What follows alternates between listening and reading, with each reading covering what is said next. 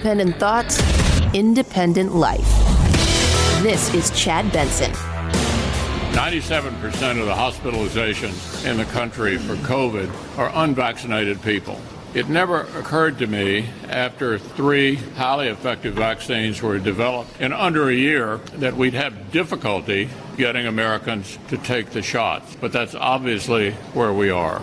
Mitch McConnell. I don't know if you guys even saw Hannity. He's like, please get back, please get back. You're begging people who are in your party to get vaccinated. You are begging people who are in your party, meaning they follow you. I'm not talking about actually in the Republican Party working there in D.C. I'm talking about people that follow you, that have your values. You're begging them to get vaccinated. Don't you understand the insanity of this? Do you not get this? Do you not understand? You allowed people within your own party to come out and say this thing was a hoax. You allowed people within your own party to come out and say, well, this thing really is no big deal. You allowed people within your own party. You at times embraced the insanity because you're so hungry for customers. You're so hungry for votes and power. You allowed that to happen. You allowed it to happen rather than put the kibosh to it now. It's at the point now where if Donald Trump came out and said, guys, I've been told if you guys all get the vaccine, they're going to let me be president again. And guess what? They wouldn't do it. They wouldn't do it. Crazy is winning the game. And that is not good. No, it's not. Look, I'm all about freedoms, but I'm also about personal responsibility because I also realize my freedoms end when I stomp on somebody else's freedoms and vice versa. But I'm also about data. I'm also about science. I'm also about how can you be a follower of Jesus if you're about science? Because, you fool. I think the God's like, I'm going to make people only believe in me in science. Yeah, it'll be there, but no. I'm going to go back to the old joke I like to tell. And I think it's very, spot on at this moment in time. A woman sitting in her house. Guy drives up in a truck. Ma'am, floods are coming. It's like, don't worry about me. I prayed to God. He's going to save me.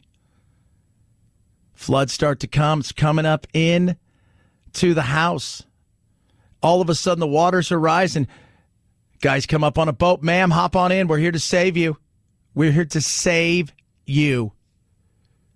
She's like, don't worry about me. I prayed to God. He's going to save me. She's on top of the roof. Helicopter shows up. Ma'am, get on the ladder. We're here to save you. She says, don't worry about me. God's going to save me. Nothing they can do. They fly off. They got other people they got to go get. She drowns. She gets to heaven and she looks at God and she says, I prayed that you would save me. Why did you let me down? He said to her, I sent a truck. I sent a boat. I sent a helicopter. Some people don't get it, and they're not going to. They're not going to get it.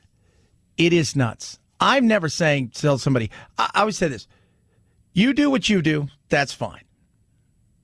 I'm about personal freedoms.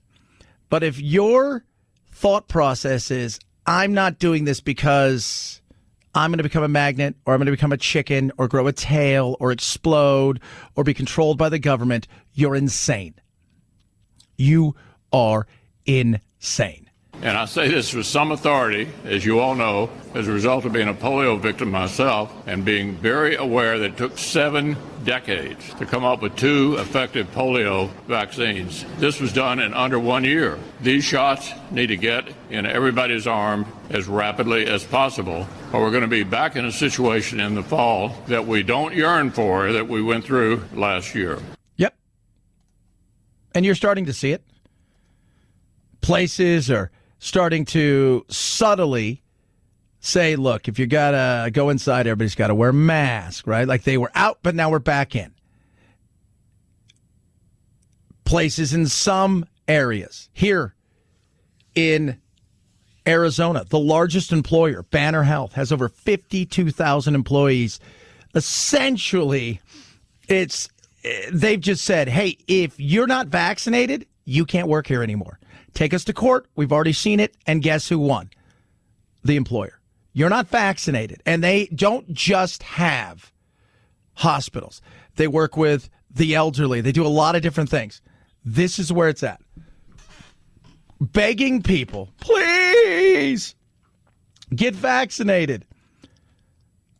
At some point in time, you stop arguing with the stupid.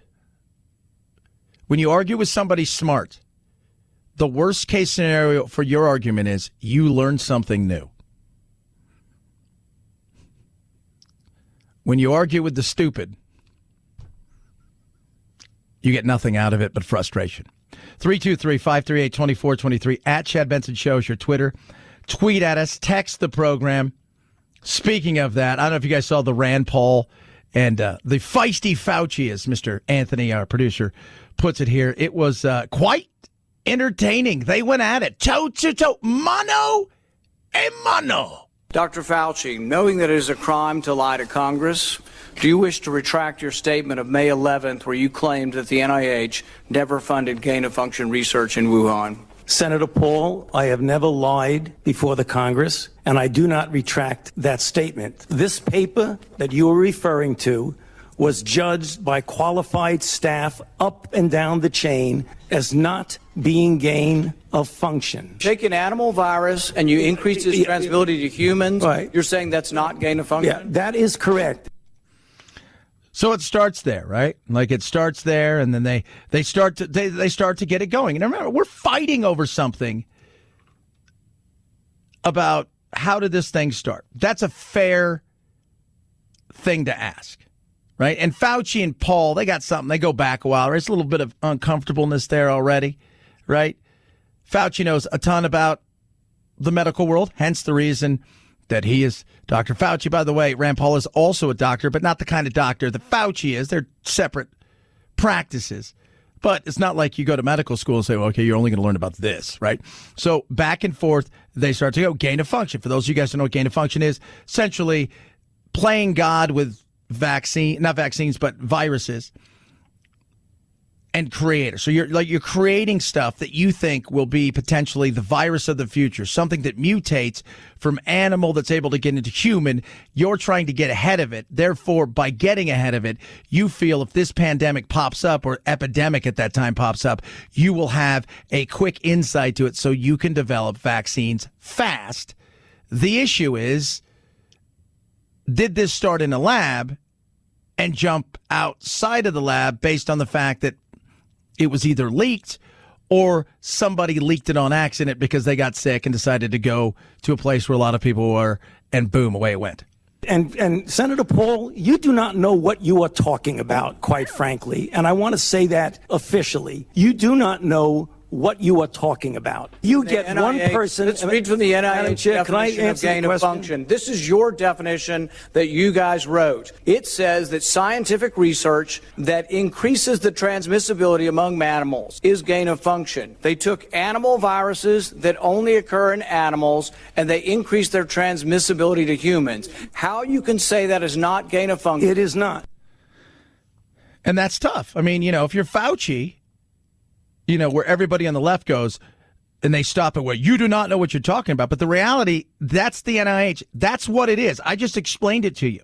And one of the reasons that this thing has become a nightmare the way it is because of its familiarity with our bodies.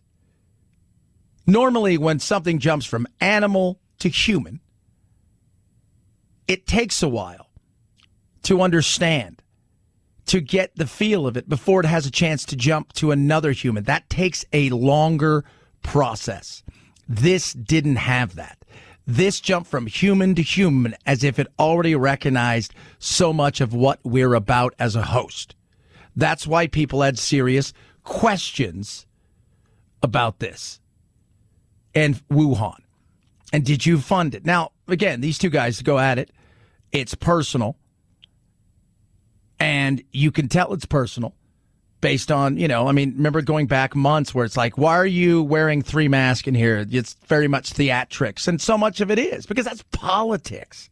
It's a dance, and you're dancing around this because you're trying to obscure responsibility for 4 million people dying around the world from a pandemic. If anybody is lying here, Senator, it is you. If the point that you are making, the grant that was funded as a sub-award from EcoHealth to Wuhan created SARS-CoV-2, that's where you are getting. We don't know, but all the evidence is pointing that it came from the lab.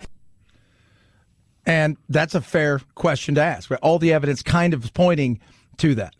And this is the battle that goes back and forth. Like Fauci's not ruling out it came from there, but he says, my colleagues kind of believe this. But a majority of colleagues now on the other side of it, if you will, are saying, yeah, we need to really look at this. We're never going to know where this thing came from. But it goes back to we're begging people to get a vaccine. Now we're fighting over where the virus came from. And it's more about getting the political point across than it is about finding out where this thing actually came from. And do we really want to know? Because is there an end game here? That's also something that people aren't asking, that should be asking questions. What if we find out it did come from there? They covered it up. What is our end game, and who's in it with us? 323-538-2423, at Chad Benson Show's your Twitter. Tweet at us, text the program. Tons of stuff to get to today. We're going to try to cram it all in, guys, I promise. Because we're going to make sure that this here is the wildest ride in the wilderness. As our good friends would say at Disneyland. That's what they say on some of those rides. Rough Greens. Took my dog Doodle for a walk last night again. 2 nights in a row. Never had a problem with it. It was awesome. Rough Greens is incredible. It is a supplement. It goes right on top of your dog's food. Just sprinkle it on top. He looks at it. He eats it up. The dogs lick the bowl. They love it. It's got vitamins, vegetables, minerals, probiotics, omega-3, 6, 9. Now, normally I would tell you, if somebody's offering you something for nothing, it usually means it's not very good. Not this case. Rough Greens wants you to try it before you buy it. And that was something I wanted to push with them. Hey, give my listeners a chance to try this thing before they buy it. RUFFgreens.com/Chad. Roughgreens.com/Chad. Try it before you buy it. You pay for the shipping. They're going to send you a bag for free. You see the difference it makes in 2 weeks. You'll be surprised. Joint pain, better health, better digestive system, and what it does to their coat is awesome. Try it now. Roughgreens.com/Chad or call 833-MY-DOG-77. Rough Greens makes any pet food better. Chad Benson Show.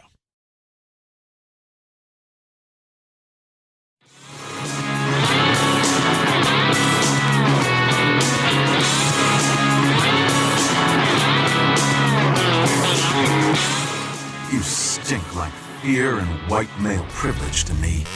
I do often out myself verbally as a gender. My pronouns are they, them, and I'm proud to be a gender. Are you stupid? What? Are you kidding me? Not a great way to use your white privilege. Some people get it, some people don't. You're listening to The Chad Benson Show.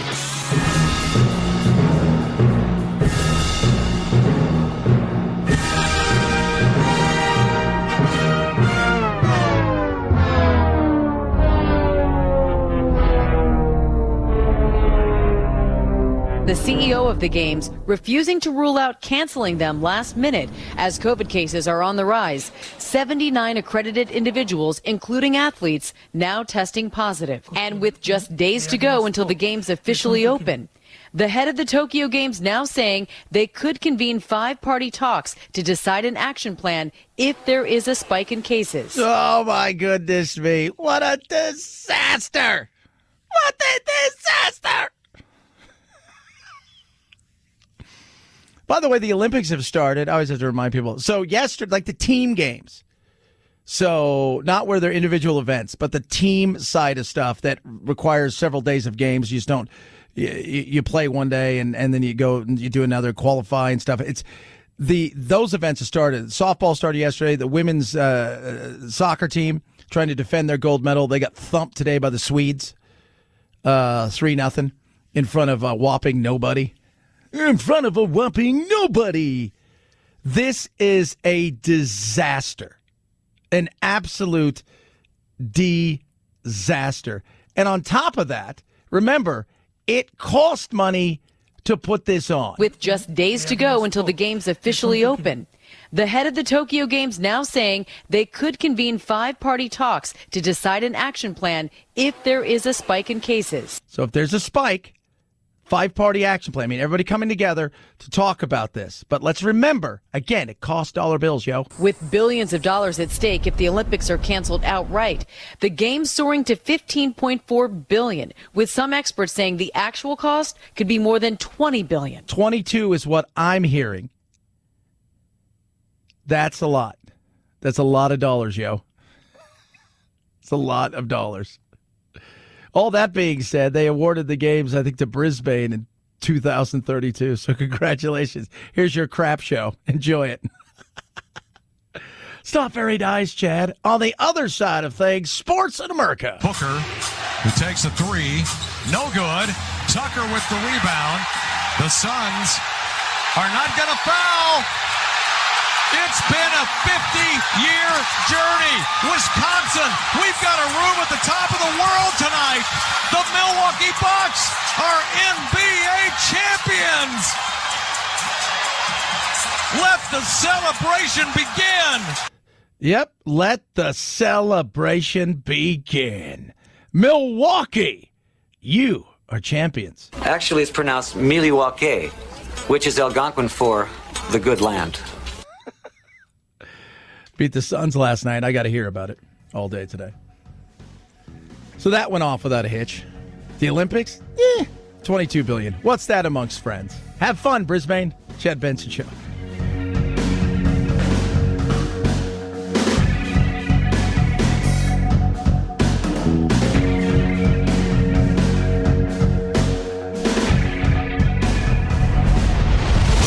The Chad Benson Show.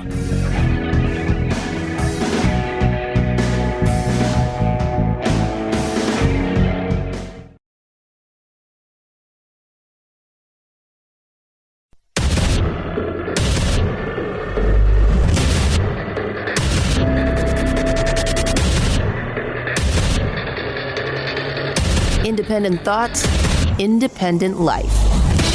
This is Chad Benson. I think we need more data, but for people who've gotten the vaccine, I would hold tight and not act or worry that this vaccine isn't going to work for you. Dr. Shah. Yeah, if you got a vaccine, you're fine. People worried about J&J because apparently, according to the late, it's so weird, right? Because every study. So yesterday I was going through several studies because I'm a weirdo and I like stuff like that. So I'm going through several studies and it depends on where you are. Because remember, not all things are equal. What works great for somebody else may work for another person, but maybe not as good. And they may have other issues as well. They may be around more people who potentially are in a situation where they're exposed to the Delta variant. So there's a lot of things that go into this. But one said Moderna does really well. Another one says Pfizer does okay, but not great. And then, of course, everybody's freaking out because the New York Times has something basically says J&J's useless. When I put all the data together, I think the J&J vaccine is holding up just fine. We're not seeing large numbers of breakthrough infections or hospitalizations in people who've gotten the J&J vaccine. Yeah. So, I mean, it's so hard to tell. And that's the problem and the battle that goes on with something that has moving parts like this, which is science. It changes. Things are going on. We have better data that we didn't have yesterday, that we didn't have a week ago, that we didn't have 3 weeks ago. We know what works now, what doesn't work. We're trying all kinds of different things. I mean, every day I'm looking and seeing new treatments. They're like, hey, this weight loss drug seems to work pretty good against people who are already infected and helping them fight the infection with a chance of them, never getting to a point where they need a respirator or maybe even staying out of the hospital altogether. All kinds of things that people are talking about. But it's the data, and we're infiltrated every day with data, and not all of it's good. Some of it's a bunch of crap. Some of it's a bunch of baloney. Some of it is theatrics. We were talking about Rand Paul earlier, right? Back and forth. Those two guys are screaming, Rand Paul and Fauci. And it's so much of it is theatrics. So much of it is. And it's frustrating because what you really want to know is, hey, I'm going to ask you a question. I don't need your opinion about something. And I don't need the nuances and stuff. Like, does this work? Yes. At what percentage does this work? According to the data, if we added all three of them up and kind of averaged them out, about 80%. That's all I need. That's all I need. I don't need any of the other stuff. We don't have that anymore. We have to search. We have to sift through crap. We need a strainer for fake news and real news. 323-538-2423 at Chad Benson Show is your Twitter. Tweet at us, text the program. Love hearing from you. AOC, sour lemon, as Anthony puts it, Don Lemon, talking about critical race theory, right? Because that's the battle. Again, for the Republicans, Biden's not the villain. He's not. I mean, it's hard to be mad. It's like even people that are like, I'm a staunch Republican, but Biden reminds me of my grandpa. He's not a bad guy. So what do you have to do? Well, you have to find your villain. What's your villain right now? Well, villain is gender stuff. Is always good, right? Like not the gender identity, not the gender like reveals, but the gender identity thing. That's a big battle. And CRT. And both of them, the right and the left, they push back on this. And this is a good thing to have a fight on because they like to have fights because it makes it interesting. I saw Eric Swalwell was talking about, speaking of fights, he was talking about the fact that we've talked about it for years. 90% of the stuff that you see on television when they're arguing and fighting is not real, if not more. Not all of it. They'll get in your ear. Okay, you got 30 seconds here. Make your point. Be big. Be strong. Say something. They want you to say crazy because it helps. And Swalwell, who is himself a nut job at times, let's be completely honest, he's no different. But he's talked about the fact that Matt Gaetz and Ted Cruz are actors in so many ways. They're all actors. They're all playing a part. He compared them to WWE. A lot of that is what it is. You go on there, listen, brother, I think you guys, which I think would be far more entertaining if it was like that. Let me tell you something right now. The fact that you don't like Trump is ridiculous. You hate America. And the other side comes out and does their thing. And that's kind of what so much of this is. So you've got to find that place you can find. AOC is the perfect foil. Their problem is Trump's not there, who was their foil, right? And in many ways, they were each other's muses. But CRT is the new thing that people get to rail about. I think that this critical race theory is to win back some of the folks in the suburbs, educated white people who, and what the best way to do that is to give them fears about their children. The Republican base and the Republican Party has really pivoted to a strategy of using race and using just the changing demographics of this country, using a white supremacist core logic in order to reanimate a very core fear in this country of the other. Okay, so first of all, you got to say the key words. White supremacy. That's a very big keyword. That's a great phrase right there. White supremacy. Fear. White supremacy. Fear. White supremacy. Fear. Ooh. Ooh. Remember CRT. And we're going to go back to Byron Donald yesterday. If you guys didn't, we played him a little bit later on the show yesterday. If you guys didn't hear him, he is a Republican who's black, who is not a fan of CRT. And he said this. Let me be very clear about critical race theory. Number one, it has been around for a very long time, but it has been trapped in the minds of the social scientists who, frankly, do not work in the real world. They've spent their lives looking at American history controlling for race. So they don't look at American history and look at all the nuances of American history, from the founding, through the Civil War, through Reconstruction, Jim Crow, through the Civil Rights era, into modern America. They don't look at all factors. What they do is they control for the factor of race. And a lot of that's true. A lot of it is. It's been around a while. It hasn't been around a while. So as we get back into schools, one of the Biden administration's groups that he's championing for as we head back to schools is the abolitionist teachers. And you think, what is this? They've been teaching this for a while in a lot of schools. People don't realize it. Now you give it a name, right? We call it critical race theory. Before, what was it? There was just activist teachers teaching certain things. Listen to them talk about this. The Abolitionist Teaching Network seeks to end systems of injustice in our schools, spirit murdering practices, and institutions not teaching to the genius of Black and brown children. It's not creating new schools or reimagining schools, but destroying schools that do nothing but harm Black and brown children. If you don't realize white supremacy is in everything we do, then we got a problem.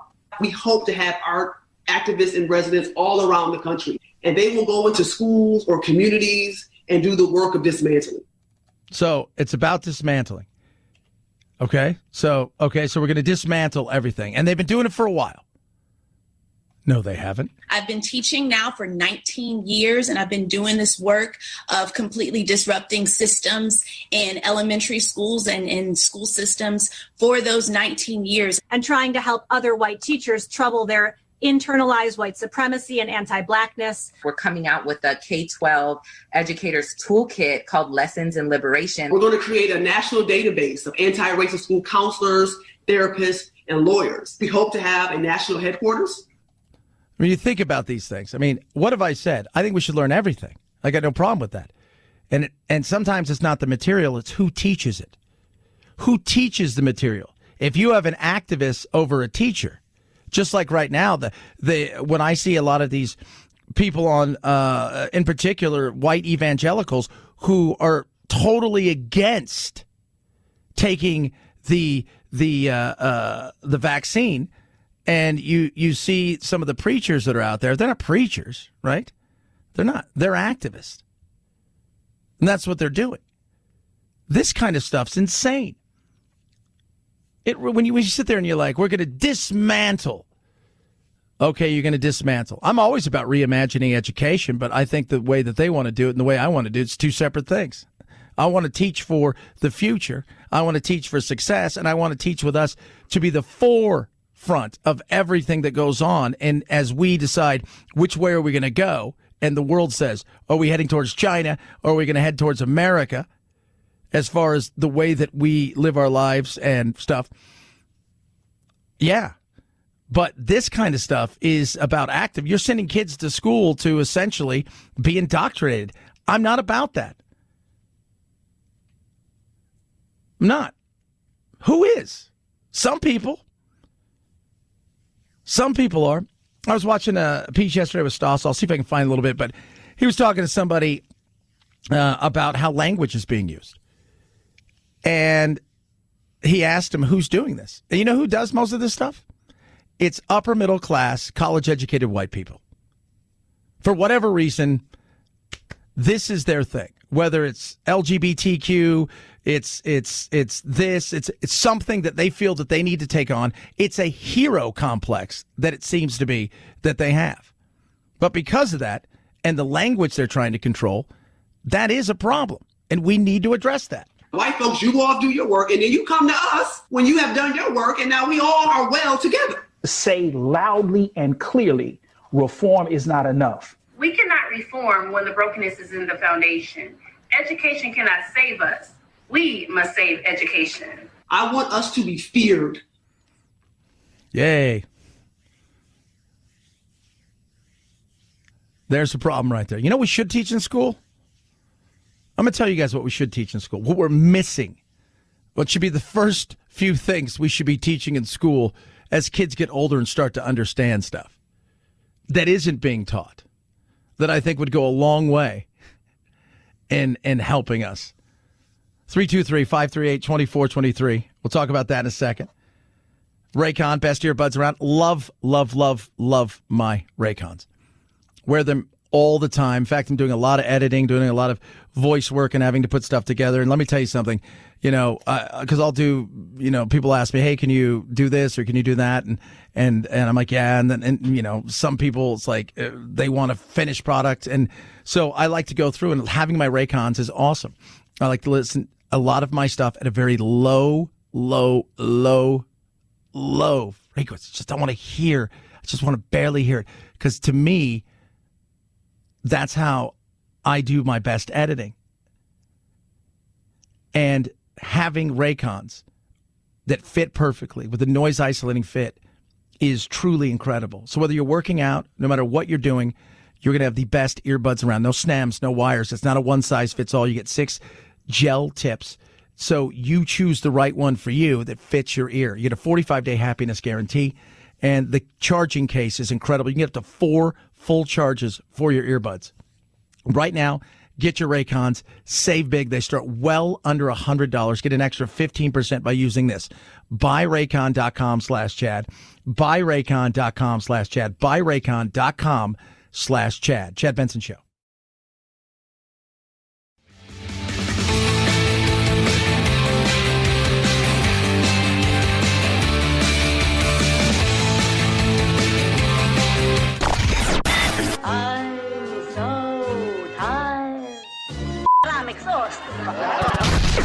If you're part of the politically exhausted majority, don't fear. Your time to be validated and rejuvenated is here. Wake up. It's the Chad Benson Show. So why don't Republicans want us to learn how to not be racist? Why don't Republicans want us kids to know how to not be racist? I think here's the deal. Babies, when they are exposed to family members, neighborhoods, etc., of one race, their eye contact, babies already start to gravitate towards members of their own race when they are disproportionately exposed to just one race in their life. It doesn't mean that babies are racist. Children do not feel guilt about racism when they learn early on what racism is. Okay. First of all, you're insane. People continue to give you a platform and continue to go out there and spout your insanity. Diversity is a phenomenal thing. I grew up, I grew up pretty poor, right? We had a little money here, and then we wouldn't have money for a long time. My dad would come, he would go. It was a nightmare, right? As kind of white trashy as you can get. And I grew up in a neighborhood where I was one of the only white kids. So for me, it was just, that was just life. Went to a school that was uber diverse. We had Cambodians, we had Laotians, we had Mexicans and El Salvadorians and Hondurans, and we had tons of Samoans, and lots of black kids and some white kids. And so I look at that, I was like, man, that's awesome. And traveling's done a lot for me. Being able to go around the world and realize, whoa, wow, we're pretty damn diverse comparatively. I'm here in Sweden, and I don't see a lot of diversity. So, that stuff, though, is that they spout's insane. It's not that people are scared. It's about let's teach the whole thing. You want to know what you should teach in school that's not being taught? Conflict resolution. It's been one of the first things that when kids are able to grasp certain things. You teach it as a kid, right? Like that. No, that you can't do that to a kid. But you get to a point where, like, hey, let's talk about how things go in life. And you're going to need this because you're going to be in a workplace one day, and you're not going to get along with somebody, and vice versa. And let's figure out how we can solve problems together without villainizing the other person. But we don't. It's so much easier to look at the other person and say, that guy just sucks. She's the worst. She's awful. He's a jerk. He's the meanest person in the world. He's a racist. She's a homophobe. Blah, blah, blah, blah, blah. Conflict resolution. Having a conversation. Being able to look at somebody and say, you know what, man, I hear what you're saying. I have a different opinion, but I respect your opinion. And this is only one bit of something we're talking about. And let's move on with our lives. That doesn't happen anymore. It doesn't. And when I hear stuff about like CRT and a lot of different other things, I feel like people are so ready to divide everybody up into bits and pieces, put them in certain areas, and they go, why can't we all get along? It's ridiculous. It is absolutely insane. And we've got to the world now, this loony kind of wackiness where a certain few groups on both sides of the extreme are that flea that wags the tail that wags the dog. At some point, us, right? I joke about us, call us the alt-middle, call us, we're just the independents that are out there that have free-thinking ideas. We need to go, hey, wait a minute, we're the dog. That's my tail, and I don't want this flea around anymore. Yeah, you want to know what we should teach in school? Little conflict resolution. How to deal with people who you don't get along with without getting to the point where everyone has to go to counseling. 323-538-2423. At Chad Benson Show is your Twitter. Tweet, text. Love hearing from you. Chad Benson Show.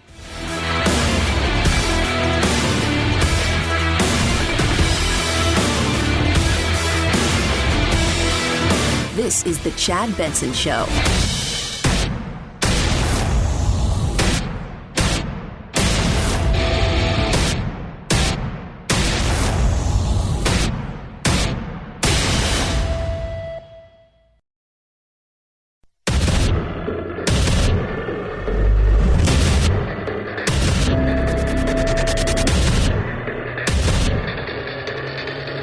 Independent thoughts, independent life.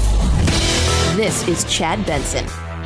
97% of the hospitalizations in the country for COVID are unvaccinated people. All right, let's go over that again. That's Mitch McConnell. 97% are unvaccinated. I want you to listen to this again. 97% of the hospitalizations in the country for COVID are unvaccinated people. So 97%. Is it out of like 1,000%? No, it's out of 100. That leaves 3% that is the vaccinated.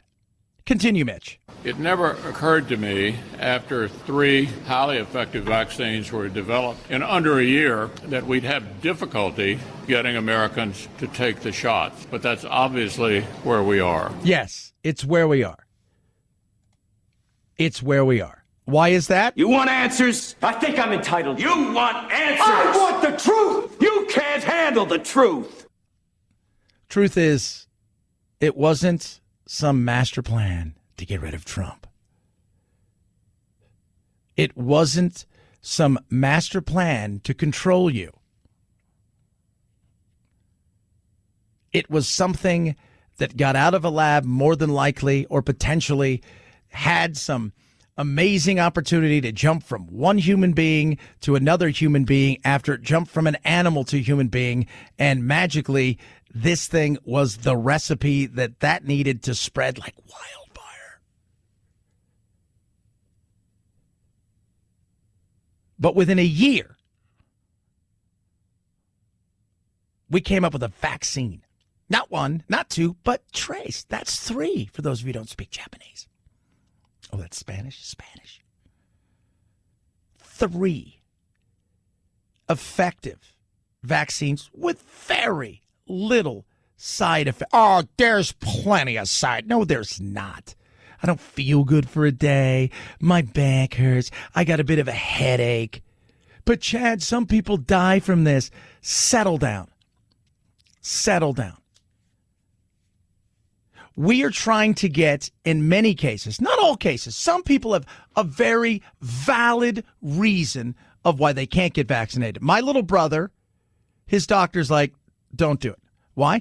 Because he's special needs. He's in a wheelchair, but he probably takes 20 different medicines, of which some of them would not react well to this because he has so many seizures in a day. And it's to stop him from seizing and doing certain things. And plus, the doctor said, look, if I thought this thing was super deadly, I would say we're going to take him off that and put this in him for a while. We're not going to do that. And the reason is because he doesn't breathe from his nose. He's got a trach with the best scrub filter on it. You don't have to worry about all the other things, and he doesn't touch his face. So, but when I talk to people like, I'm not getting the vaccine because I think I'm going to grow a tail. I'm going to grow horns.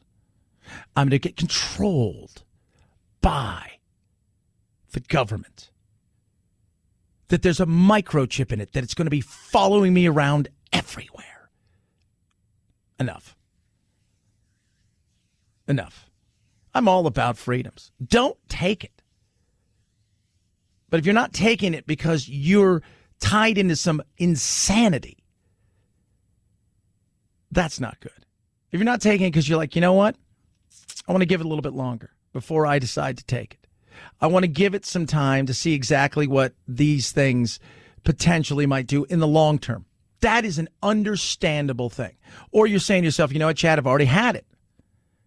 So I've got the antibodies and I feel pretty good about it. Okay.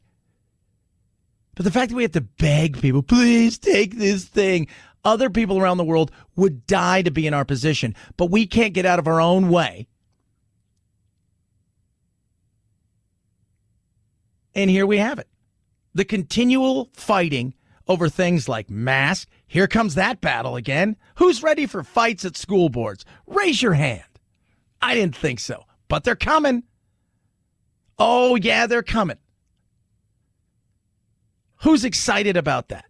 Anyone? Anyone? Didn't think so. It is frustrating. We shouldn't be in this position, but here we are. We shouldn't be in this position, but lo and behold, we are. But when you hear numbers like 97% are unvaccinated, 99% of the people who die are unvaccinated, what does that say to you? Well, for some people, they're going to go, you're just lying because you can't handle the truth. No, you're the one who can't handle it. Again, I love freedoms, but I also have this love of personal responsibility, which I think comes with those freedoms. And that personal responsibility says, you know what? I need to be a good neighbor. And my freedom ends when I stomp on somebody else's freedoms and vice versa. Get it, don't get it. I'm not judging you. Would never do that. But what I will say is,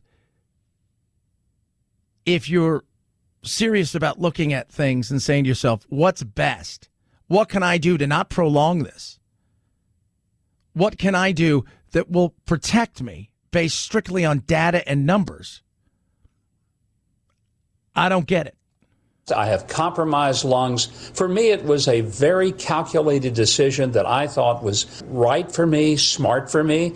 But if somebody decides not to take the vaccine, they're no threat to me because I've had the vaccine. I encourage people to take it if it's something that you feel like would help you and protect you, but it doesn't make me less a conservative, nor does it make me more compassionate, nor does it make me smarter just because I've made a medical decision. Some people get a root canal, other people just pull their tooth. I don't think it's a matter that one makes another a moral superior in doing something like that. Yeah. And for those people out there who have gotten the vaccine and who want to judge people because they're not, and they're stupid and they're idiotic, well, if they believe they're going to turn into a chicken or a plant, well, then, run with that. I'm fine with that. But that's where we've gotten to. We look at others, the uncleaned.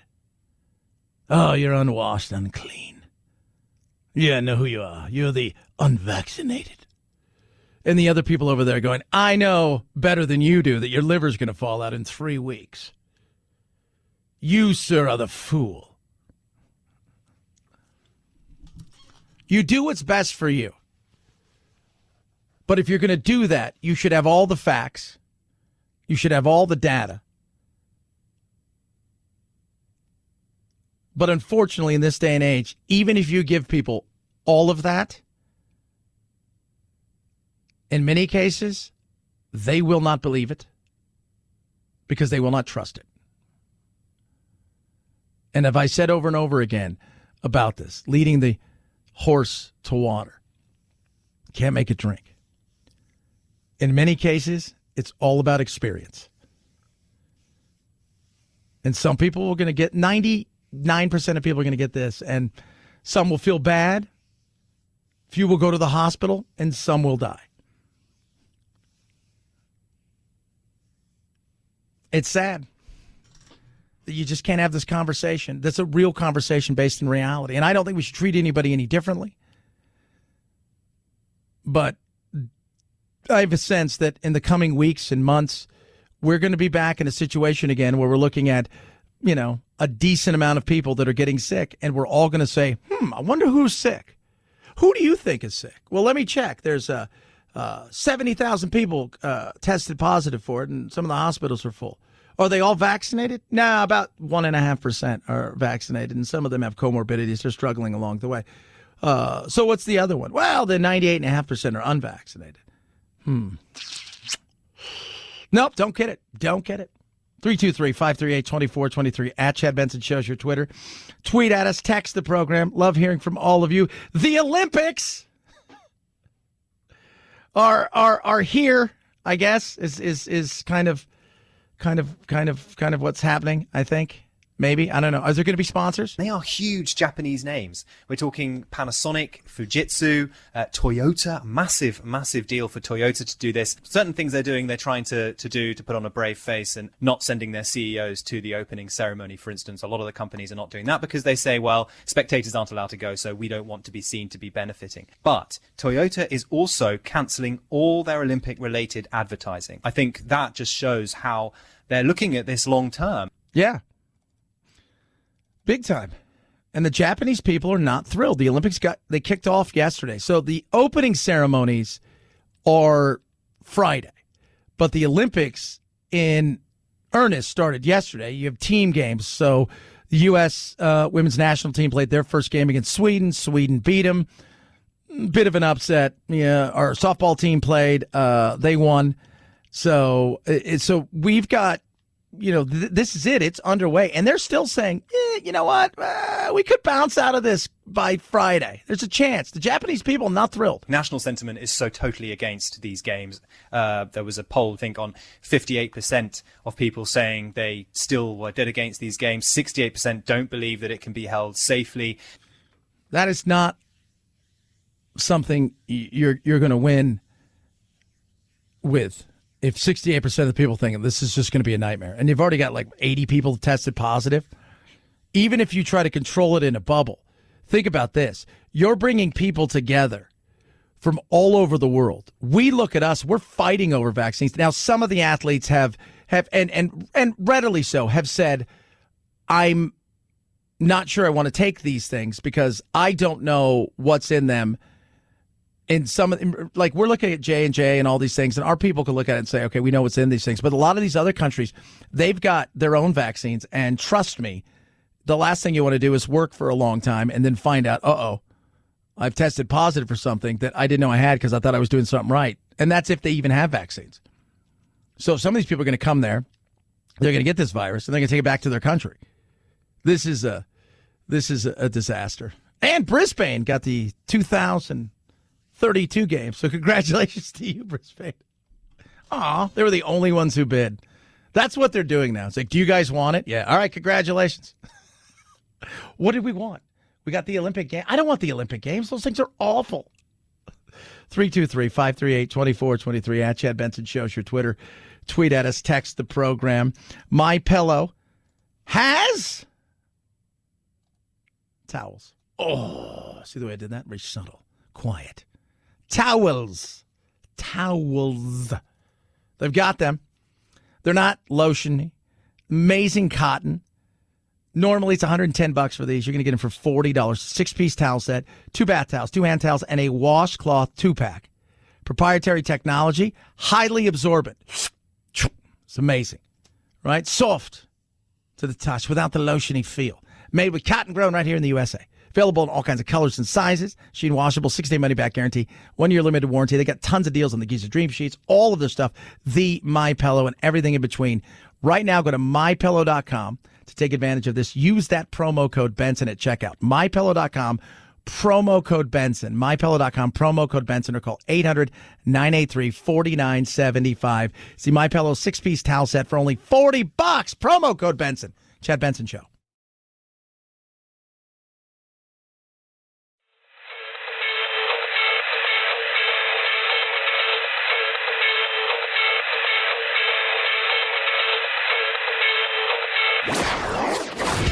Don't let the Washington Beltway strangle you.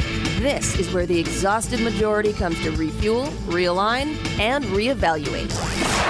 This is Chad Benson. 5, 4, 3, 2, 1, 0. Ignition. Liftoff.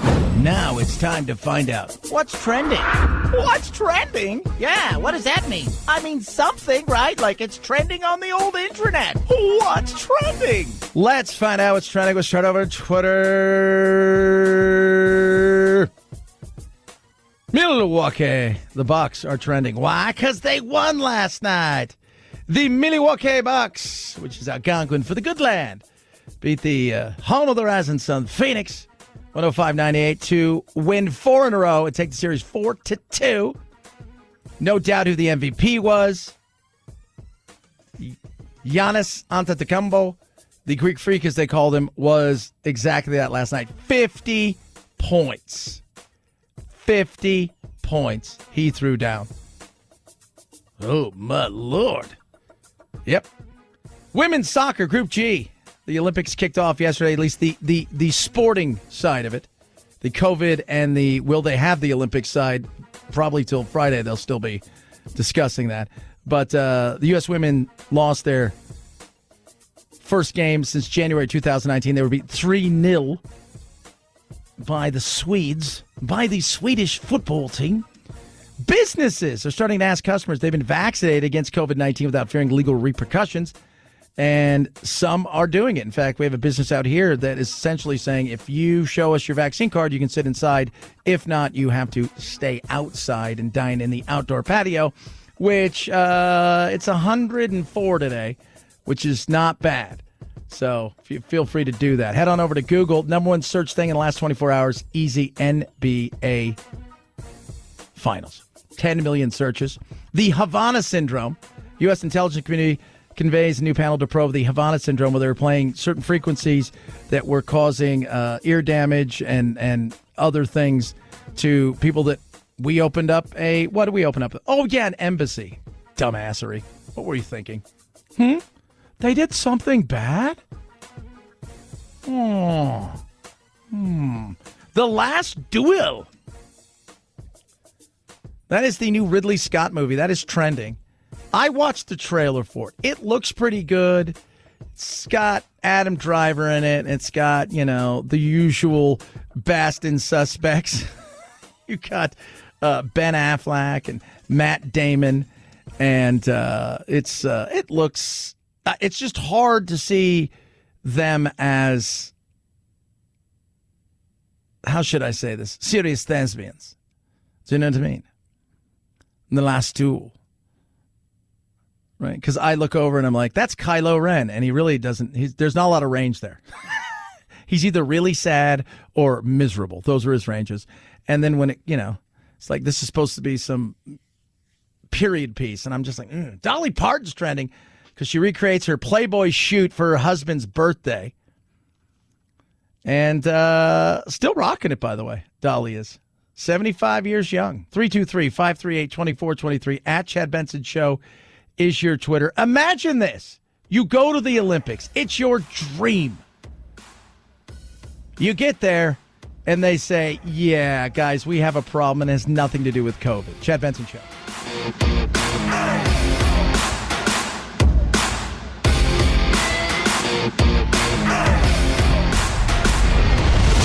The Chad Benson Show.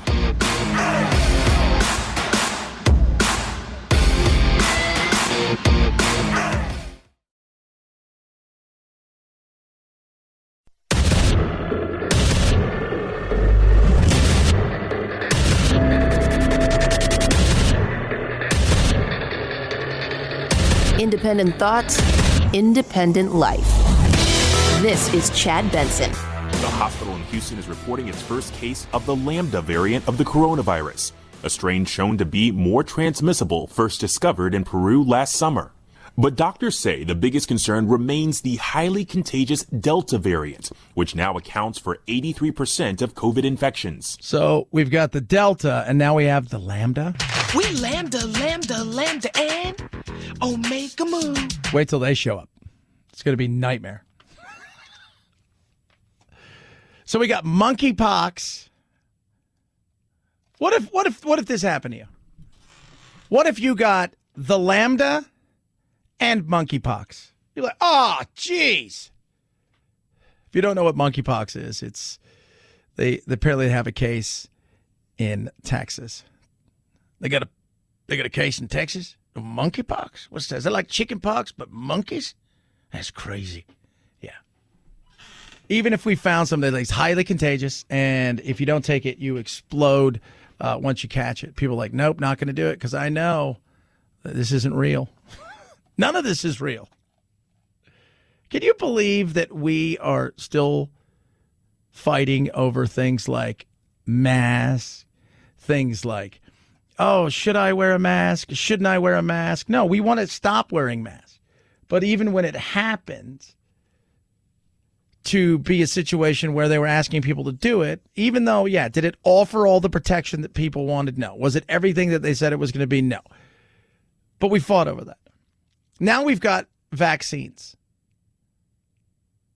And people are like, not taking those because, you know, the government is going to ruin everything because I'm not going to let them know where I live. I'm off the grid, man. I'm off the grid. Now, if you guys don't mind, I'm going to turn my phone on and watch a little Netflix because I'm off the grid. That's what we're dealing with here. That's what we're dealing with. We're fighting over these things when we shouldn't be. 97% of the hospitalizations in the country for COVID are unvaccinated people. It never occurred to me after 3 highly effective vaccines were developed in under a year that we'd have difficulty getting Americans to take the shots. But that's obviously where we are. Yeah. But think about this for a second, Mitch, right? Oh, Mitch, this is a Republican thing. This is a conservative thing. Are there people on the right that have taken this? Yes. Are there people on the left that have not taken it? Yeah. But let's do the numbers, right? So let's go down. So my uncle, I'm going to throw you guys out. My uncle, God bless him, super conservative, uber conservative, got the shot. He got Moderna. His wife got Pfizer. She's very, very conservative. And they never questioned it. They're like, why? Well, we looked at the numbers and we didn't think this is stupid. Nothing's going to happen to us. We're going to be fine. But he's got tons of friends who are like, man, I can't believe you did that. Nothing can save you now. I'm like, okay. I get it now. People will come after me. I can't believe you took it, Chad. But it's weird because some of them are like, so how long have you had it? Like 5 months? Any side effects? Outside of my tail? No. No, there's no side effects. Nothing's happened to me. My kidneys function. I can still almost mostly see, but I couldn't almost mostly see before that. I wear glasses. But we're having to beg people, please take it. Sometimes, as the great producer Phil says, stupid should hurt. And if you're not taking this because you have a genuine thought of, I'd like to give it a year. I'd like to see what takes place. I'd like to that's fine. I mean, we're more than a year into this thing, but I can totally get that. Some people out there have a situation where they're like, hey, you know what? I can't take it for this, and that's a real thing. Totally fine. Those things are real, but it's the other side of it. And the problem is there's 70 plus million people that are not really interested in taking this right now. And what that means is we could be heading for something that's ugly and nasty come the fall, just in time for school. And I don't think any of us want a repeat of the debacle that we've had when it comes to kids, schools, school boards. And I say this with some authority, as you all know, as a result of being a polio victim myself and being very aware that it took 7 decades to come up with 2 effective polio vaccines. This was done in under 1 year. These shots need to get in everybody's arm as rapidly as possible, or we're going to be back in a situation in the fall that we don't yearn for, that we went through last year. Yeah. But it's coming in some places. Other places, not. Vermont, it's not going to hit Vermont. Why is that? Because the majority of people in Vermont over the age of 12 are vaccinated. That's why. It's just not. It's not going to hit Vermont. Like 80% of people. So they're fine. Elsewhere, it is going to hit. It's going to hit, and we'll see. But all I know is it's going to end up pissing us all off when we have to start fighting over masks again. And I'm not looking forward to it. I don't know how many other people are as well. 323-538-2423 at Chad Benson Show is your Twitter. Tweet at us. Text the program. Biden and China. It's interesting, right? Like this whole thought process with Biden is, oh, he's going to let the Chinese do whatever they want, whenever they want. And I'm curious to see what they're going to do. So if you guys are not following stuff, and there's a lot of people out there who aren't, because you're interested in the screaming and the yelling and the soap opera drama WWE side of politics that has nothing to do with politics, and not interested in the other side of it, which is real stuff. The Chinese are pushing themselves in South China Sea. They're pushing themselves. They want to see what they're capable of doing. And I think at some point in time, they may try to do something with Taiwan, and that'll be interesting to see how the world reacts. But a lot of people are also looking at Biden going, what is he going to do with China? As I said before, we are in a defining competition right now for the 21st century with China and many other nations. And many of these nations believe that autocracy is the future, that democracies cannot compete with autocracy because it's so hard. Things are moving so rapidly, technologically and otherwise, that democracies can't get the act together enough to get a consensus how to move. Well, I reject that notion completely. Yeah, and some people feel that way. I've had people tweet at me, well, maybe China's doing something right. So you're totally cool with having your freedoms taken away as long as one side has that kind of rule where they can push stuff through. But as long as it's your side, let's be real. There is no choice over there. It's not like they're giving you choice A or B. They're not. They're giving you, here are the 5 people from the selected group that you can choose from, of which all of them think exactly the same, and we have vetted them. That's not choice. It's not. Essentially, you're saying, all right, you can have Coke with a lime. You can have Coke Zero. Right? You can have Diet Coke. What about Pepsi? No Pepsi. That's all I get. Those are my choice. My choice is Coke. Your choice is Coke. That's your choice. Yeah. I don't want that. I don't think anybody does. But some people feel like, oh, that's the wave of the future. And I will get people who are genuinely saying, oh, I think they're doing something right. Because they're not understanding the freedoms we have. They're not understanding the freedoms that we're guaranteed. They're not understanding the things that we have here. And I also go back to saying, okay, so what side gets to be the ruler? Because if you really believe that, then we got to choose a side. And is the side going to be the left side or the right side? Oh, what do you mean we got to choose a side? Yes, that's a magical thing. It's going to be a side. The Republicans or the Democrats would have to emerge to be the king and queen makers and dominate. You know, in my conversations and meetings with world leaders, just coming back from, I guess, 8-9 days over there, ending with a meeting with Putin, I'm making it absolutely clear that democracy is more capable, and America is back. Whether it's helping vaccinate the world, or building back better to create jobs and grow the middle class, not just at home, everywhere. And we're going to lead the fight against the climate crisis and tackling the challenges of cybersecurity. We've been very clear to our other nations as to what we expect in terms of their conduct. Yeah, and they're not going to listen. And then we'll do our thing, and that's the way that'll go. make it clear, stand steady. But China's in it for the long haul. I don't think people get that. You know, it's like we've talked to Gord Chang on numerous occasions. And, you know, one of the things that was very, and he and I have discussed it, and we've discussed on the show, but he brought it up last time, is China's truly in for the long haul. They will send somebody to America, essentially allow them to go here, to grow up here, to raise their family here, to put their kids through school here. It may take 30 years, but you will get a call or a knock on the door that says, we want something from you.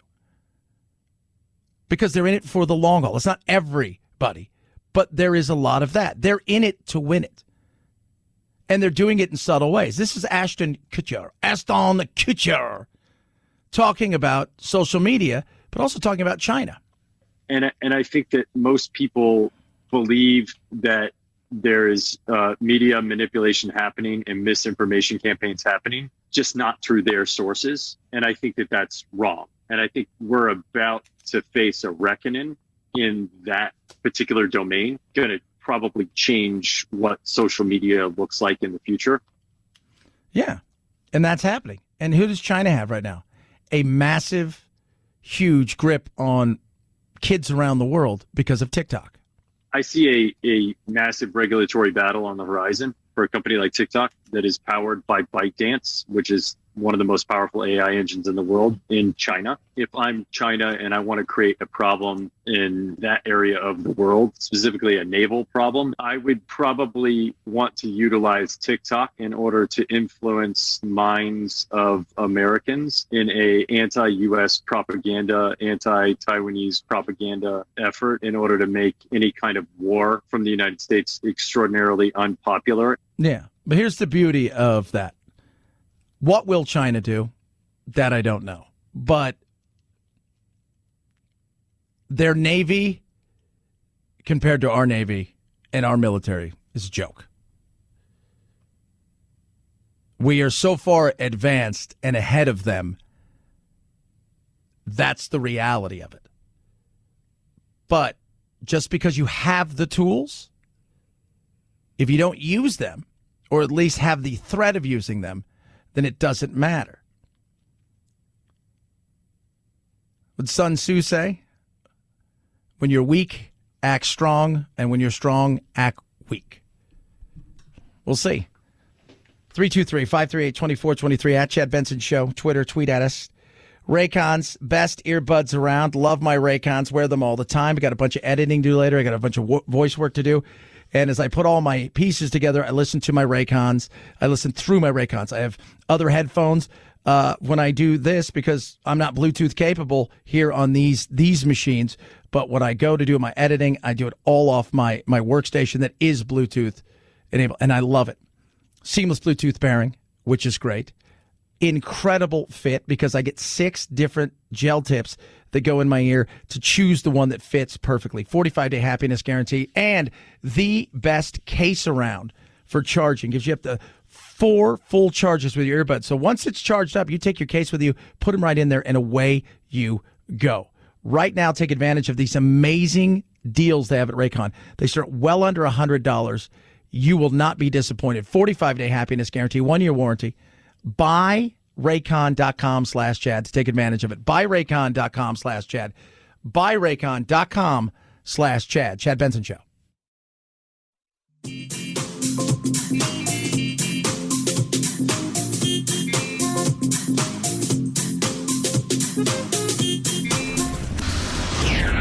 I usually don't get into politics. As an ordinary suburban housewife, I feel a little disrespected. I teach my children not to name call.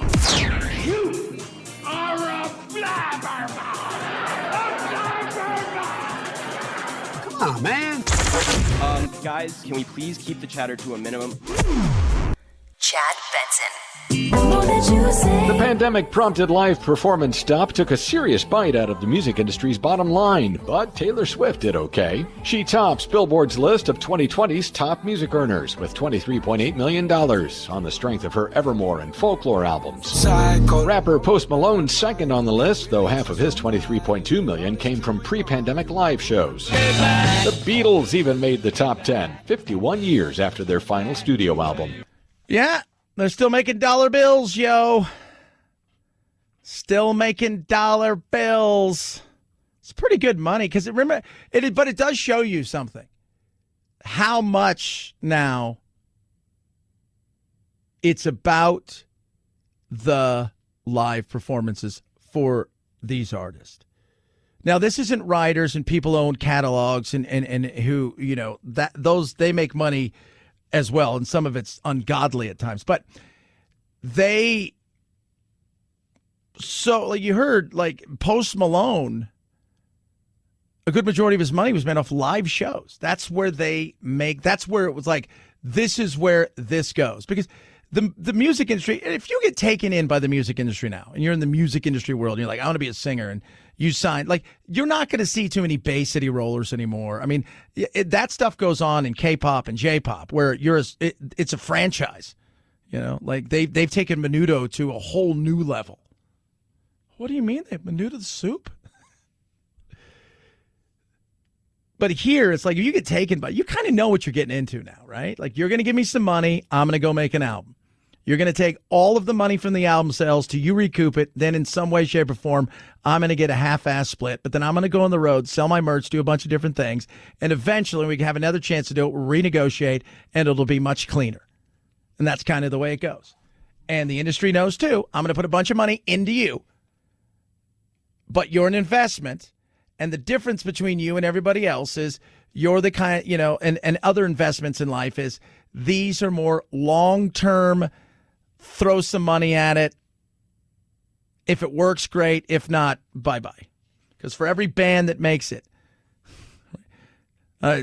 many of you are listening to this and you're working in your cubicle, you're working in your office, and that guy down the hall, right? The guy that's your accountant used to be a drummer in a heavy metal band, and he had dreams of making it one day, and they signed a contract with EMI, and they did one album, and they got dumped. There's a lot of that out there. 323-538-2423 at Chad Benson Show is your Twitter. American women's soccer team lost. The softball team won. The Polish swim team, at least some of them, will not participate. Did they get COVID? No. They brought too many swimmers. They were only supposed to have 17. They qualified 23. They sent 23. And then they kind of, by the sounds of it, somewhat drew some straws to see who was going home and who wasn't. Needless to say, they're not happy about it. It's already a horrible situation there. But imagine one person said, you work for 5 years for this. You dedicate everything for this, day in, day out, long hours. And lo and behold, you're told you qualify. Now you have to go home because you were put wrongly on the list. Ugh. Chad Benson Show. This is the Chad Benson Show.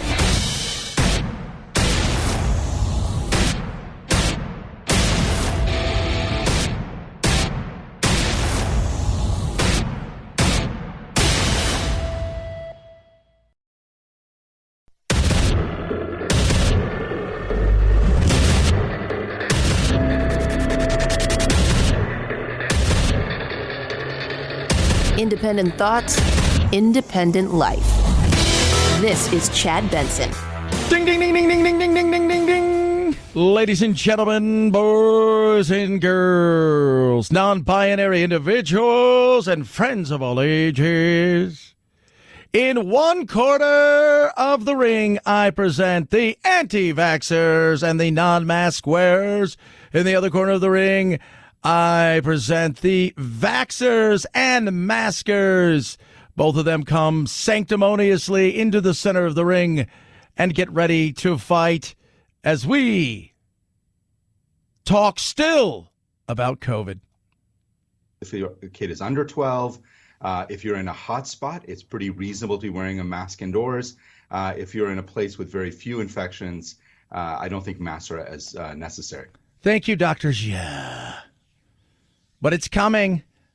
It's coming, mate. You can't stop it. You want to, but you can't.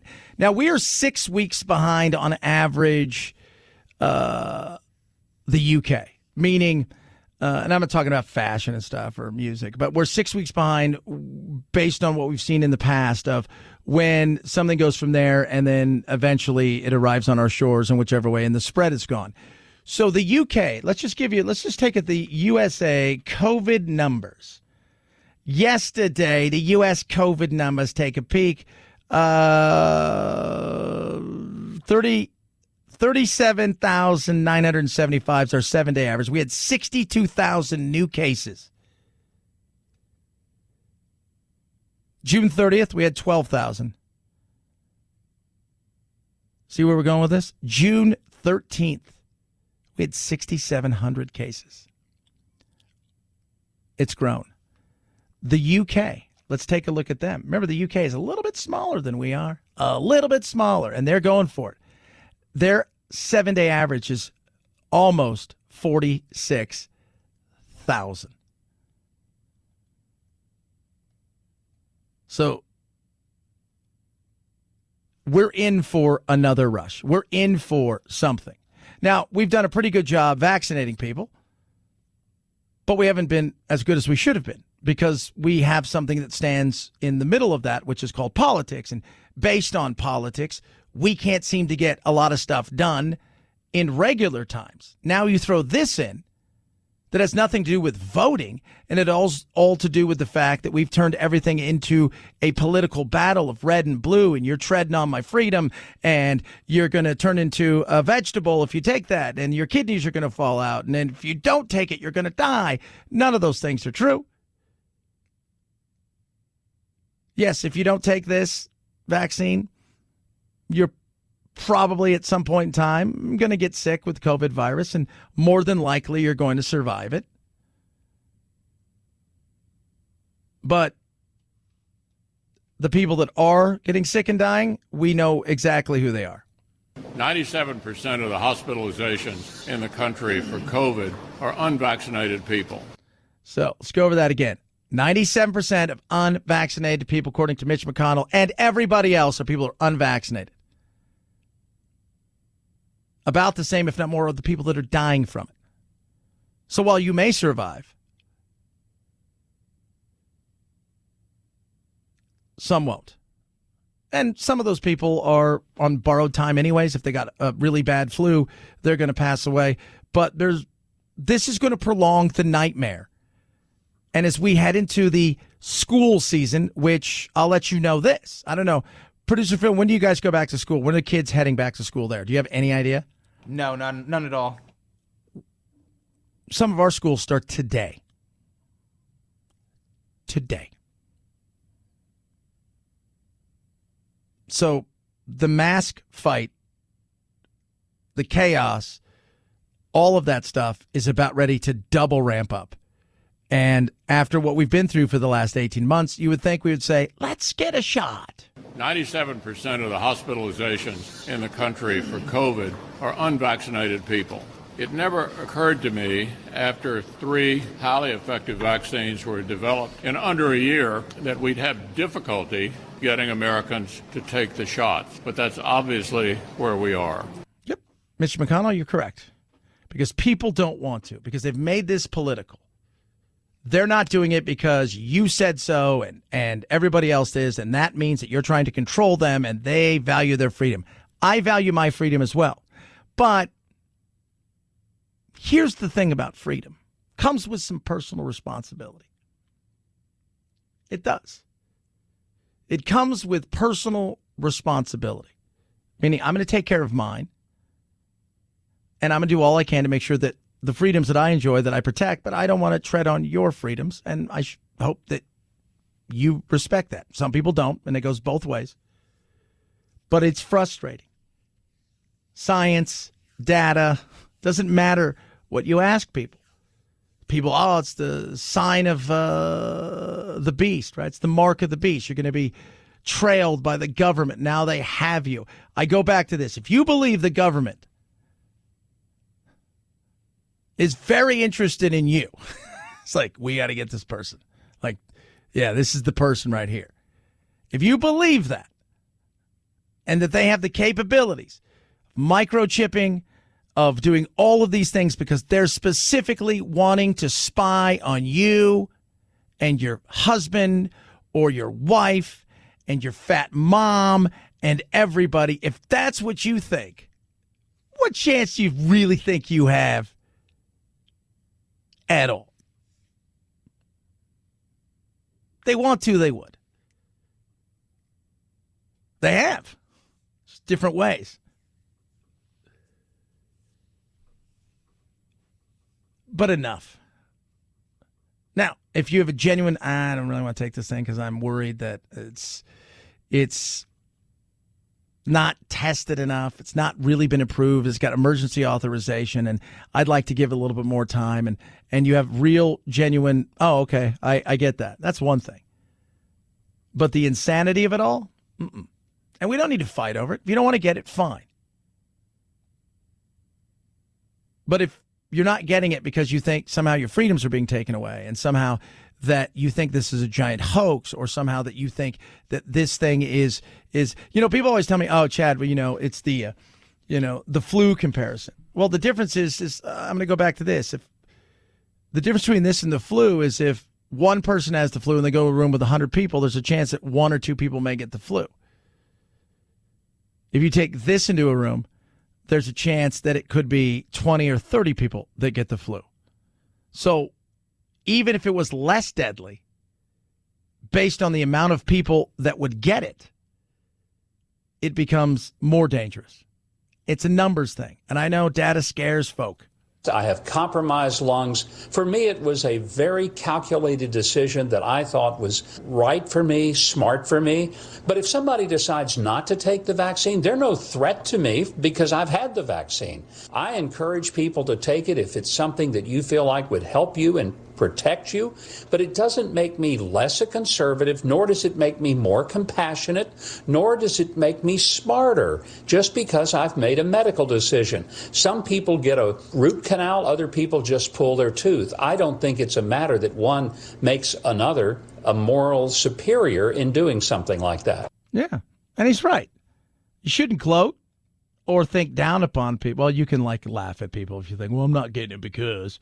I got no problem. If you really, I had somebody tell me a couple weeks ago that a politician here who was essentially saying that, people that have gotten this, they turn into plants.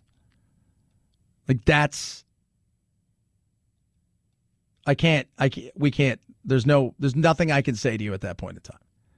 And that's the frustration. And that is most people absolutely going to survive. Most people will. So I'm not one of those people who say, oh, you're going to get this, you're going to die. That's not true. But what I am going to say is the fight's going to be back on. For those of you who don't want to wear a mask anymore, be prepared to start wearing masks again. For those of you who don't want to watch the Karens fight in the world, be prepared for that again. And that's the frustrating thing. Not everywhere, just in certain parts of the country. But it ends up affecting us in ways that are trickle down and downline. With the economy, with the amount of money we're spending, the potential for having to spend more money if certain places get shut down, that's the frustration we're going to have. 323-538-2423 at Chad Benson Show is your Twitter. Tweet at us, text the program. Super excited about the Olympics. Oh, no. I'm going to talk about that. Plus, a gender reveal gone wrong. How? I'm always amazed that this happens. But the stupid is strong. And I love what Phil always says, which is simply this. Stupid should hurt. And sometimes, unfortunately, stupid kills. 323-538-2423 at Chad Benson Shows your Twitter. Tweet at us. My Pillow gives you towels, right? So you jump into the pool or a shower. You come on out and you grab your old towels like, this sucks and it's not absorbent. But MyPillow has towels. Normally costs $110. $40 for you. $39.99. Super absorbent. Incredibly absorbent. Washable. Oh, yeah. Dryable. Ooh. 60-day money-back guarantee. Made in the USA.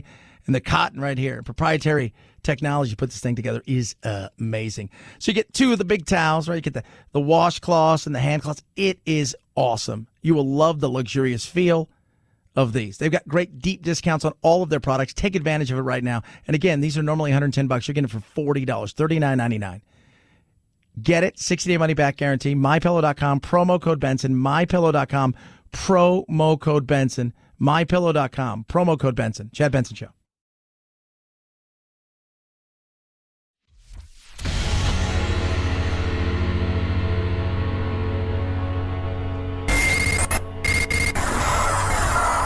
No fake outrage here, just the real thing.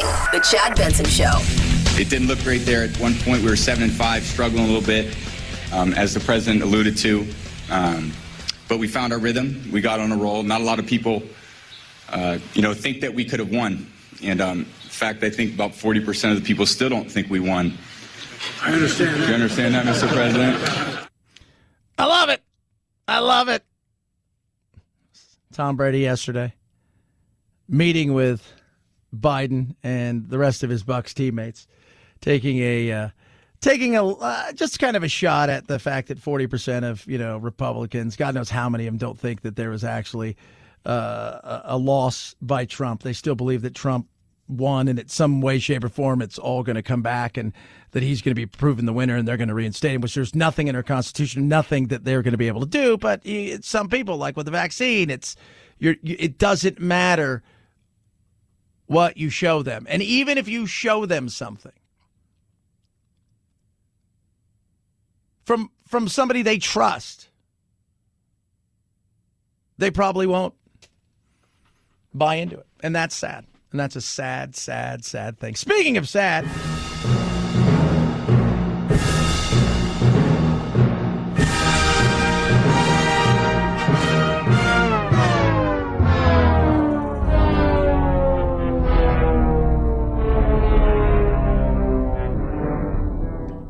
yeah, the Olympics started last night. So the Olympics started officially yesterday. Games started getting underway because obviously to finish in the time that you're supposed to finish, some of these games have to be played because there's group stages and there's lots of other things. And this will take 2 weeks to get to that point of the final. So soccer and softball and stuff kicked off yesterday. The U.S. women's lost. But to say that this thing is still a done deal and that it's going to happen? With just days to go until the games officially open. The head of the Tokyo Games now saying they could convene 5-party talks to decide an action plan if there is a spike in cases. With billions of dollars at stake if the Olympics are canceled outright, the games soaring to $15.4 billion, with some experts saying the actual cost could be more than $20 billion. Yeah, more than $20 billion.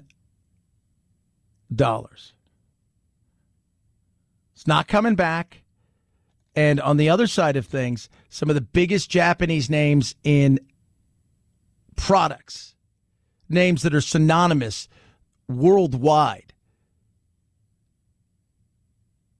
are dropping out, saying, I don't know if we're going to be a part of this. They are huge Japanese names. We're talking Panasonic, Fujitsu, Toyota. Massive deal for Toyota to do this. Certain things they're doing, they're trying to do to put on a brave face and not sending their CEOs to the opening ceremony, for instance. A lot of the companies are not doing that because they say, well, spectators aren't allowed to go, so we don't want to be seen to be benefiting. But Toyota is also cancelling all their Olympic-related advertising. I think that just shows how they're looking at this long term. Yeah. Long term. They realize this thing is has the potential to get ugly and embarrassing too. Because remember, I mean, the Japanese culture is a culture very much of saving face. I mean, you even go back to, if you go look at, World War II, it was, with Tojo, and he was trying to save face, and and he tried to commit suicide. There's ritual suicide because he thought he'd let the emperor down, and he was kind of an evil SOB for Tojo, and he was all about himself. But so much of what was going on is, in the way that they do things, is still about a certain look in the way that they do, and for them to not put this on, to lose money, I think it would, for some people in the culture, it would really, really hurt them. And they would feel a certain sense of embarrassment, frustration, and you have no reason to be. Zero reason to be. This is something that's happened. And the Japanese people, they don't seem to want any part of this. National sentiment is so totally against these games. There was a poll, I think, on 58% of people saying they still were dead against these games. 68% don't believe that it can be held safely. That's hard. And then you've got our teams over there, and you go over to these things, and it's part of the whole thing. It's like you get to celebrate this amazing thing, the works you put into it, the hard days where you're out there. Because most of these people who are doing these things, right, that shot putter, the hammer thrower, the pole vaulter, this is the culmination of years of work by yourself. This is a culmination of years and years of doing nothing but this sport. And now you really can't do anything about it. From what I hear, Simone Biles isn't even allowed to really leave her room, which is probably good. We want to protect her at all costs. Chad Benson Show.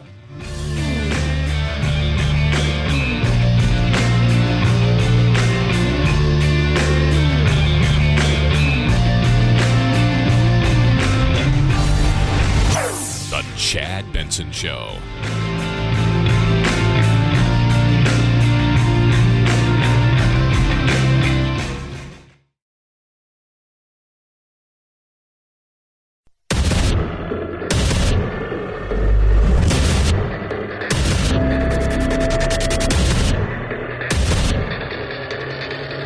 Independent thoughts, independent life. This is Chad Benson. Some of these barriers to work and barriers to firms and workers finding each other will ease over time. But for right now, there is a pressure to fill the opening, but there is a limit to what firms can do to raise wages. To attract new workers, remember they still have existing employees, and so that might limit their ability to kick off a wage push inflation spiral that feeds the general price level. And that's what real inflation hawks are worried about right now. Yeah, Nella Richardson right there, an economist talking about that. And for a lot of people, even people that are home and they're making less on unemployment, but at the end of the day, they're coming out ahead because they don't have to worry about childcare. I have talked to several of my friends, and one of them is getting ready to implement it. And I've said, dude, you've got a lot of people who are younger parents who childcare would be huge. And he has like a big solar company. It's out in California. I was like, man, you need to, why don't you put in a nurse, not a nurse, like a preschool thing? And he goes, man, I don't know. And hemmed and hawed. And he's like, yeah, I think that's something I'm thinking about doing. And you're starting to see that. You're starting to see that. It's like, hey, you know what? We can't afford to pay you $18 an hour. We just can't. It's something we can't do along with everything else. But what we can do is we're going to have childcare. That's a massive thing. And it's also something that goes a long way into retaining employees, especially good ones. What we do know is that hiring is a challenge. We also know that there are still millions of unemployed. And so really it's about the efficiency of the labor market and getting workers back to work, removing those health barriers, childcare barriers that could be preventative right now more than just simply raising wages. Yeah. It's more than that.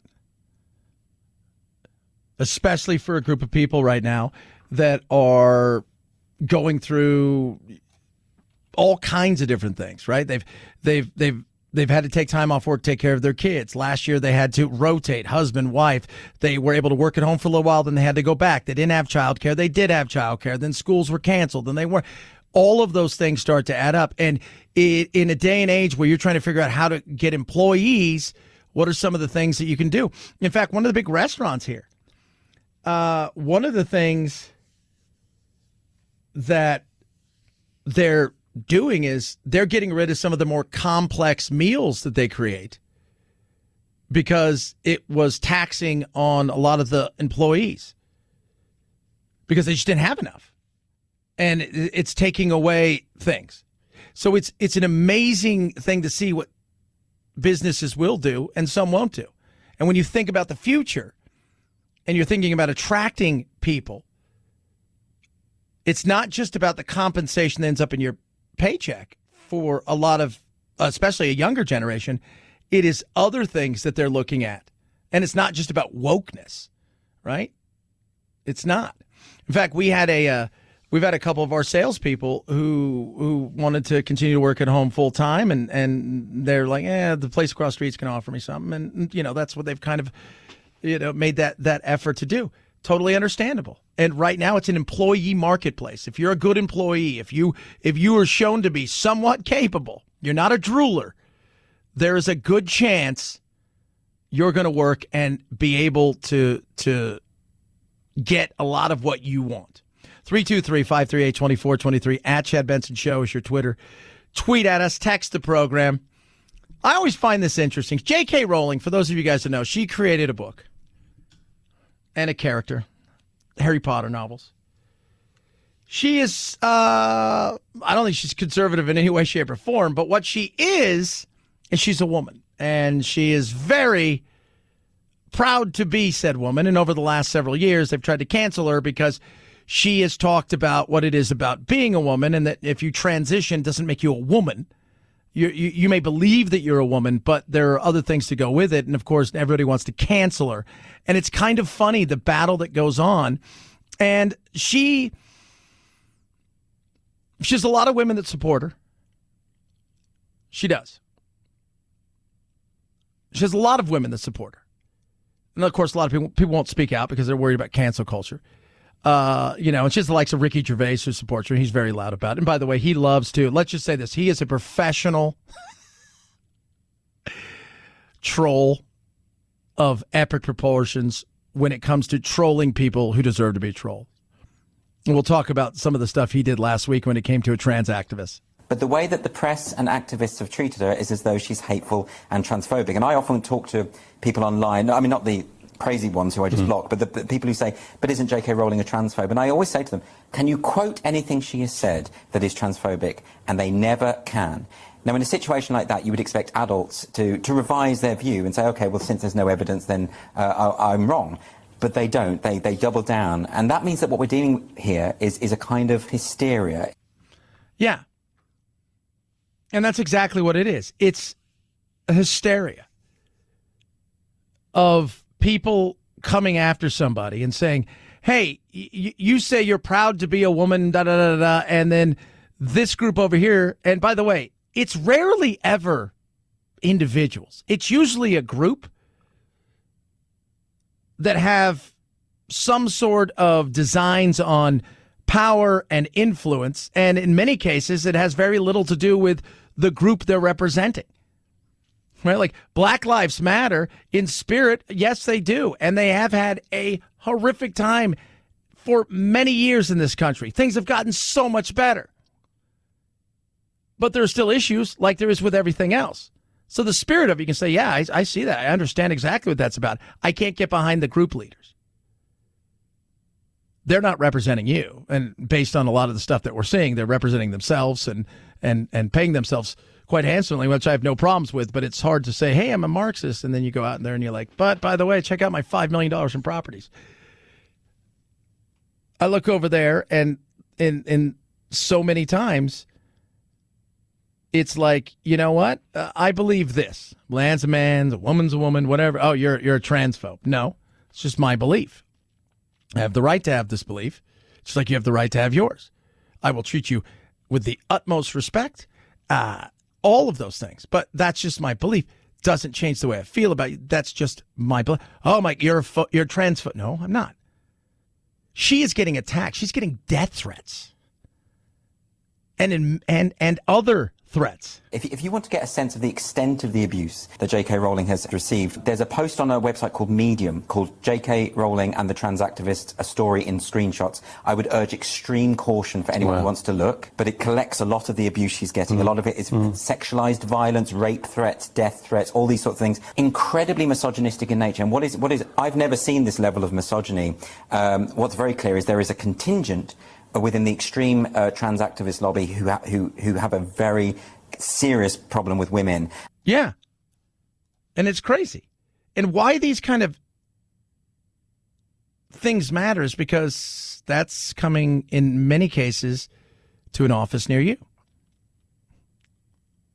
to a school near you. Oh, you may not have a person who you work with. If you have a kid to probably go to school, there's probably a trans kid at school. Your kid may say something or on accident, and then somebody takes something. By the way, in many cases, zero to do with the person that they quote unquote offended, and all to do with so many other people, usually uppity, white, middle class, overly educated people who feel that they need to be, with their hero complex, come in and save somebody. That's why these things matter.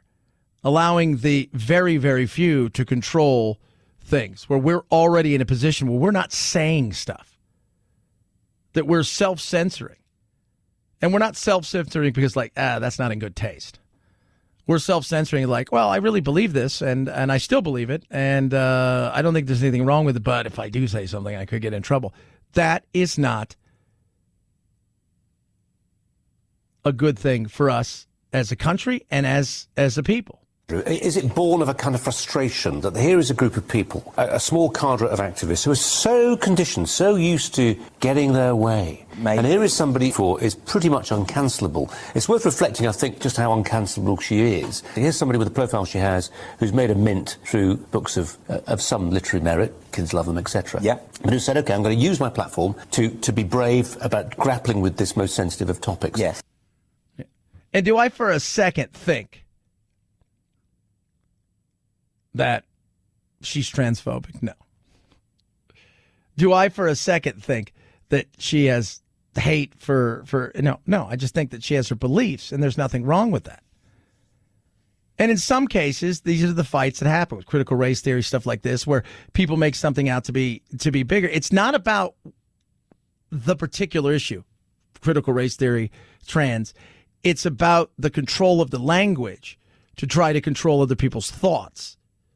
Yeah, she's pretty much uncancelable. And at this point in time, cancel her. What does she care? She's got $1.5 billion. You think she's going to... I have news for you. If you get canceled, you don't have to give the money back.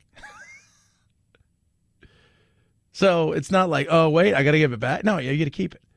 We were talking the other day about, there are people that are devastated working at Spotify because Joe Rogan's quote unquote transphobic, because he's had people on that have written books. So have we, Abigail Shrier, about the book that she's written about trans and the community and the movement and the activism, and also the issues that are coming down the road with doctors getting sued for not treating kids and doctors getting sued for treating kids and a lot of different things.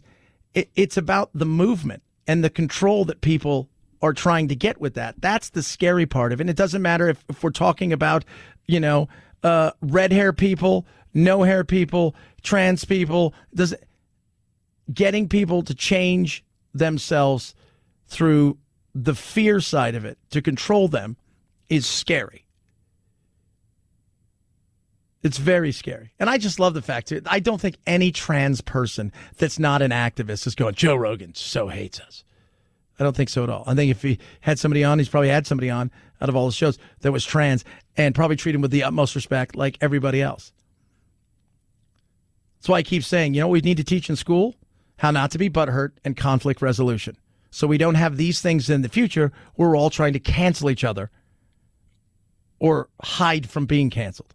323-538-2423 at Chad Benson Show is your Twitter. Tweet at us, text the program. It's a very interesting thing. I said about 6 months ago when it looked like the NCAA was going to lose, and they knew it, and it was starting to come for name and likeness for athletes to start making money off their name and their likeness and signing autographs. I said, I think this will be great for college sports, not so much the NCAA, but for college sports, because I do believe it'll keep players that feel like they've got to make a jump to the next level, even though they may not be ready, in school longer. And wow, some of the money these kids are making. But wait till you hear about this kid from Alabama and what he's already made. Chad Benson Show.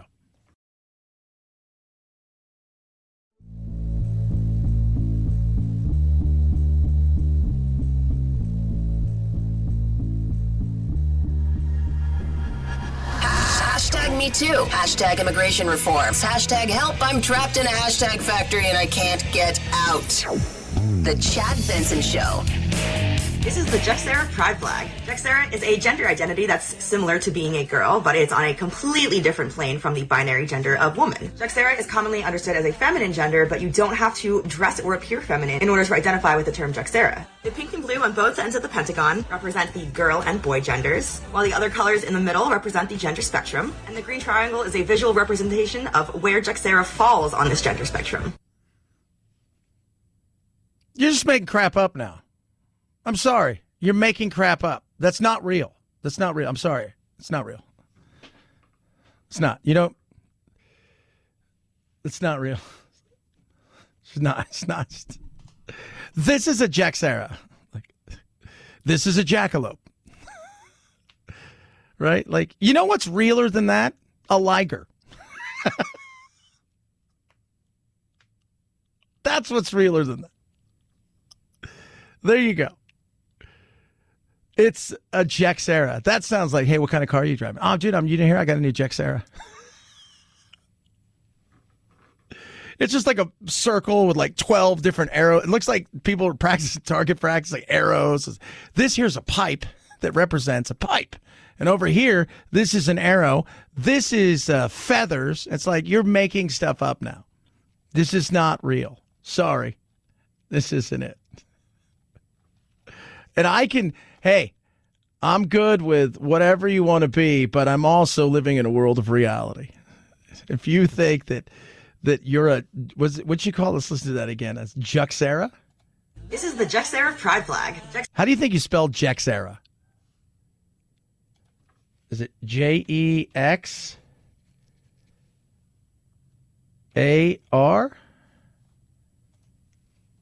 Jaxera? No, what did I come up with? Supplies? I don't even know how to spell it. Jaxera Pride? They don't even have. Oh, here we go. Oh, wow. Look at this. Okay, you ready for this? It's Juxera. If you'd like to know what that is. Non-binary. Wiki, you can go there. Find this out. So, it looks just like there's just nothing. It's just like 12 different flags of colors. Like you went to Home Depot and said, hey, can we see some of your color patterns? 323-538-2423. Chad, see, now you're being Jaxera-phobic? I don't even know what it is. Oh, my Lord.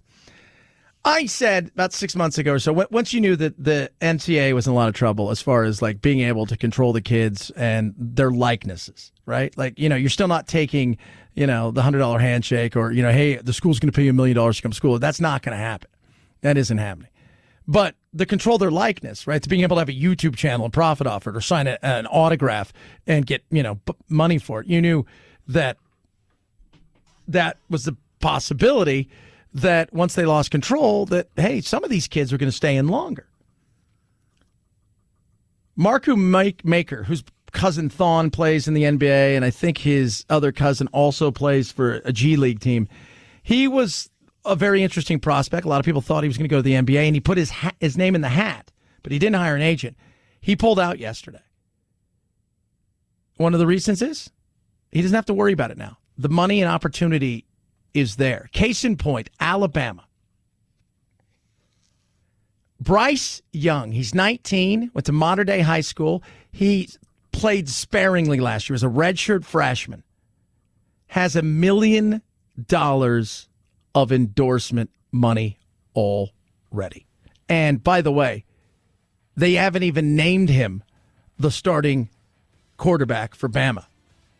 Cash App signed him to a deal, along with several others. And he's not the only Tide player to make six figures plus. It's crazy. It is. And you know what? It's one of those things where kids may stay in school a lot longer. Have a good time and get paid. Have a great rest of your day. We got you over the hump. We will do it again tomorrow. Night, night, Jack.